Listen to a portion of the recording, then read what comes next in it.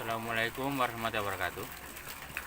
Dalam perjumpaan kali ini saya akan membicarakan tentang adanya nilai dan norma sosial.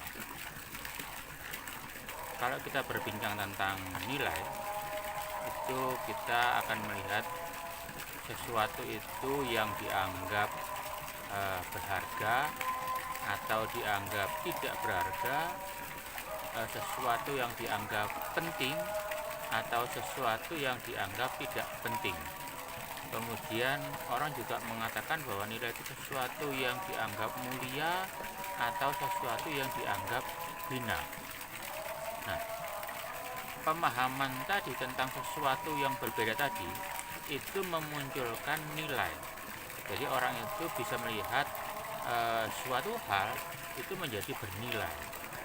Nah, kemudian nilai ini adalah sesuatu yang kita sebutkan tadi, yang berharga atau yang tidak berharga, yang mulia atau yang hina, yang penting atau yang nggak penting, itu masih dalam tataran perspektif pemikiran individu, pemikiran manusia itu sendiri. Nah, disinilah letak yang membedakan nilai itu. Jadi nilai ini karena bersifat individu, tentunya tidak semua orang melihat bahwa nilai ini adalah sesuatu hal yang baku, sesuatu hal yang sama. Tidak seperti itu. Tapi nilai di sini itu ada kesepakatan dari orang itu sendiri yang menginternalisasi dalam dirinya, yang masuk ke dalam dirinya, kemudian menjadi sebuah nilai. Nah, itu adalah nilai. Saya contohkan mungkin kalau saya punya sesuatu nilai yang bernilai, yang menurut saya bernilai, itu adalah sesuatu yang menurut orang lain berbeda. Nah, kemudian nilai ini akan berkembang menjadi sesuatu yang dianggap penting oleh semua orang, yang dianggap mulia bagi semua orang, yang dianggap sesuatu itu sangat dibutuhkan oleh semua orang. Nah, ketika ini sudah disepakati menjadi miliknya banyak orang, maka nilai tadi berubah maknanya. Sudah tidak menjadi nilai tadi, sudah nggak berubah menjadi nilai tadi, tapi menjadi sebuah norma, sebuah aturan, sebuah kebutuhan akan sesuatu yang milik bersama. Misalnya kita ngomong nilai keindahan, tetapi yang milik bersama, maka nilai keindahan yang bersama tadi, yang universal tadi, itu menjadi pandangan semua orang. Saya contohkan, misalnya orang berperilaku baik. Nah, baiknya perilaku seorang tadi itu bukan yang kita lakukan sendiri, bukan, tapi menurut orang lain juga baik. Nah, itu adalah kesepakatan bersama dari orang-orang tertentu, oleh banyak orang tadi, sehingga perbuatan yang kita lakukan itu dianggap perbuatan yang baik. Nah, itu menjadi sebuah norma. Nah, kemudian norma ini itu tentunya ada proses dari sebuah nilai menjadi norma. Ini ada sebuah proses. Biasanya karena ini disepakati oleh banyak orang, karena dilakukan oleh banyak orang, maka di situ yang namanya norma ini mengalami sebuah tahapan. Nah, tahapan untuk menjadi norma itu biasanya orang mengawalinya dengan sebuah cara, atau orang menyebutkan dengan istilah usik. Nah, usik atau cara ini adalah ketika orang melakukan sesuatu menurut dirinya sendiri, kemudian dilihat oleh orang lain. Misal cara makan. Nah, misalnya cara makannya di perjamuan resmi, misalnya di table manner, misalnya bagaimana tata aturannya. Nah, tentu ada cara di situ.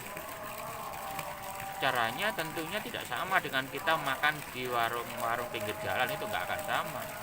Karena mungkin yang membedakan ada jumlah piring, jumlah spoon, jumlah fork, pakai knife dan sebagainya. Nah, itu yang membedakan.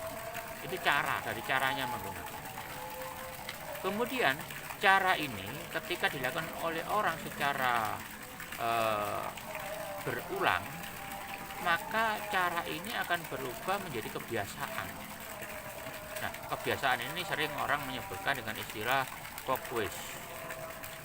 Nah, perilaku yang membiasakan dirinya tadi melakukan sesuatu hal tadi yang merupakan bagian yang dilakukan. Kalau kebiasaan itu nggak mungkin sekali, dilakukan berulang kali, maka itu istilahnya menjadi focus tadi.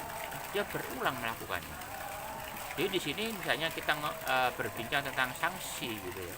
Karena ini merupakan kebiasaan orang itu, maka sanksinya lebih daripada cara tadi. Kalau orang aja nggak memahami cara itu mungkin masih ditoleransi gitu. Tapi kalau orang sudah melakukan berkali-kali, ini merupakan sesuatu yang menandakan ciri khas orang itu. Ya paling enggak orang mulai mencibir. Nah, kemudian cara ini ketika dilakukan ini menjadi sebuah kebiasaan atau mores. Nah, ketika udah menjadi kebiasaan ini, orang lebih dikenali karakternya orang itu, karakter orang yang berperilaku tadi yang memiliki nilai tertentu dalam dirinya tadi itu akan berubah. Nah, perubahan dari nilai menjadi norma yang disepakati tadi itu karena ada patokan umumnya apa. Orang ini melakukan, hampir semua orang melakukan kebiasaan itu. Misalnya ketika pagi orang berbondong-bondong menuju ke pasar untuk belanja sayuran misalnya.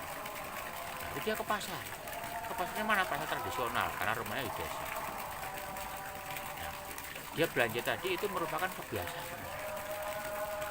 Nah, kemudian yang keempat itu adalah custom atau adat istiadat.